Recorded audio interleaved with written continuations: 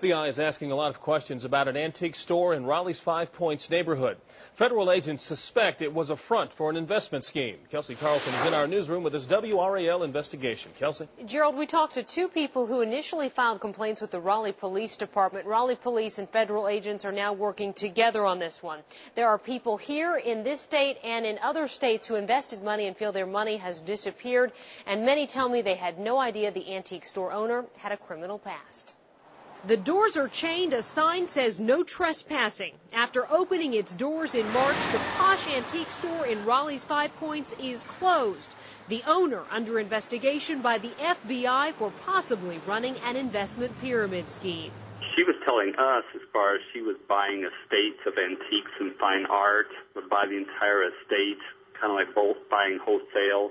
One Florida investor tells us owner Patricia Jacoby promised a 24% profit for investors by marking up that estate merchandise in the store.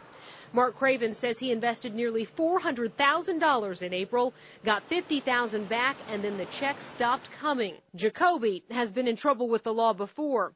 She spent a year and a half in prison for bilking investors in an art scheme after a 2000 conviction in Mecklenburg County. In 2004, she was arrested in Wake County on similar charges.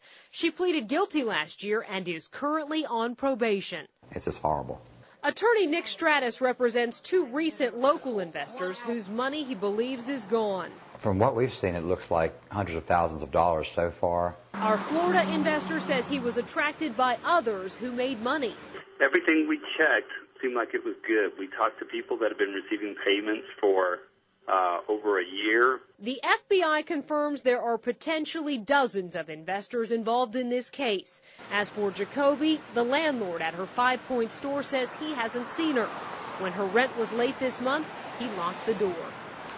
We tried to find Jacoby this week but couldn't. Last June, she paid $56,000 in restitution to victims in her second investment scheme conviction. Again, she is currently on probation, and probation officials tell me there were no limitations to the type of employment she could have. Gerald? Kelsey Carlson in our newsroom. Thanks.